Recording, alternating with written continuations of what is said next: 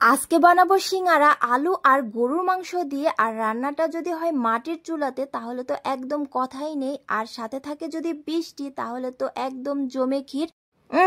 ভিডিওটা না দেখে কোথাও যাবেন না কিন্তু। আসসালামু আলাইকুম এভরিওয়ান, আমি আজকে বানাবো সিঙ্গারা। আর এর জন্য আমার প্রথমেই লাগবে ময়দা, আর ময়দার মধ্যে আমি সামান্য পরিমাণ তেল আর পানি মিশিয়ে নিচ্ছিলাম। এবার আমি সুন্দর করে মাখিয়ে একটা ডো বানিয়ে রেখে দিব অনেকক্ষণ রেস্টের জন্য। সিঙ্গারার মধ্যে দিব আলু, আর আলুকে আমি আগেই ছুলে রেখেছিলাম, এখন সুন্দর করে কেটে নিচ্ছিলাম। গরুর মাংস আমি অনেক বেশি পছন্দ করি, এর জন্য গরু মাংস দিয়ে সিঙ্গারাটা বানাবো। আর আমি গরু মাংসটা সিদ্ধ করে নিব প্রেশার কুকারে, যাতে সময় অনেক কম লাগে। আর প্রেশার কুকারে আমি দিয়ে দিয়েছিলাম মাংসের সাথে হলুদ, মরিচ, তেজপাতা আর সাদা এলাচ, যাতে মাংসের গন্ধটা না থাকে, মিষ্টি একটা গন্ধ বের হয়। আর সাথে আলু দিয়ে দিয়েছিলাম, যাতে ভাজা করতে পরবর্তীতে সময় অনেক বেশি কম লাগে। আর এখন আমি জাল ধরিয়ে একদম মাংসটাকে সিদ্ধ করে নিয়েছি। এখন আমি এই মাংসটাকে থেতো করে নিব পাটার মধ্যে অনেক ভালোভাবে।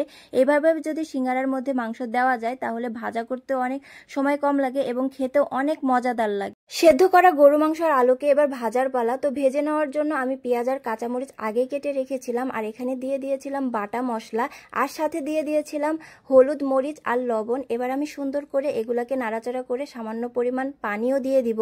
এবার দিয়ে দিব সিদ্ধ করা আলু, আর আলু এভাবে সিদ্ধ করে নিলে একদম নরম আর ভাজতেও সময় কম লাগে। আর থেতো করা গরুর মাংস এখানে দিয়ে দিব।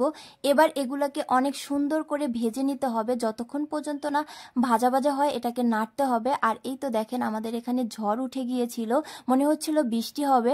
আর এদিকে ঝড় দেখতে দেখতে আমার তো ভাজা একদম ডান। আর ভাজার পরে কালারটা কি দারুণ এসেছে তাই না, অনেক দারুণ হয়েছিল। আমার তো মনে হচ্ছিল ভাত দিয়ে খেয়ে ফেলি। বলতে বলতে বৃষ্টিও চলে এসেছিল, আর এই বৃষ্টির মধ্যে আসলে সিঙ্গারা ভাজা খেতে অনেক বেশি মজা লাগবে। আর এখানে এই তো রেস্টে রাখা ডোটা এত সফট আর নরম হয়েছিল কি আর বলবো, আপনারা এভাবে বানিয়ে দেখতে পারেন। আর এখানে আমি রুটি বানাচ্ছিলাম সিঙ্গারা শেপ দিব, এর জন্য এত দারুণ গোল হয়েছিল। আর আমি যে এত সুন্দর কাজ করতে পারি কি আর বলবো, আমি তো নিজেই নিজের প্রশংসা করি সব সময়। আর আমার মনে হয় আমি আমারকে নজর দিয়ে ফেলবো, এত কাজ কেন আমি করতে পারি এর জন্য।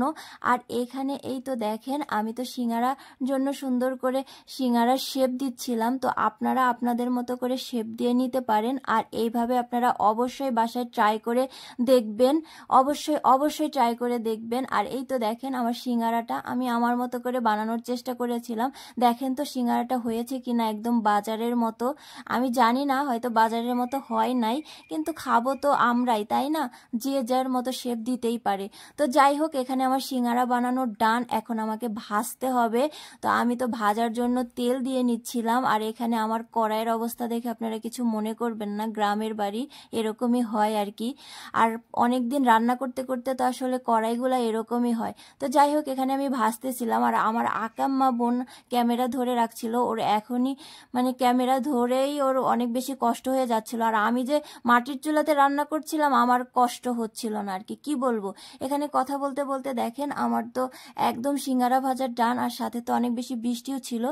তো আপনারা সিঙ্গারাটা অনেক বেশি মুচমুচে হয়েছিল। তো আপনারা অনেক বেশি ভালো থাকবেন। আর আমার ভিডিওটা যদি ভালো লেগে থাকে অবশ্যই একটা লাইক আর কমেন্ট করবেন, আর শেয়ার করে দিবেন প্লিজ প্লিজ প্লিজ। তো আজকে এই পর্যন্তই, ভালো থাকবেন, আল্লাহ হাফেজ।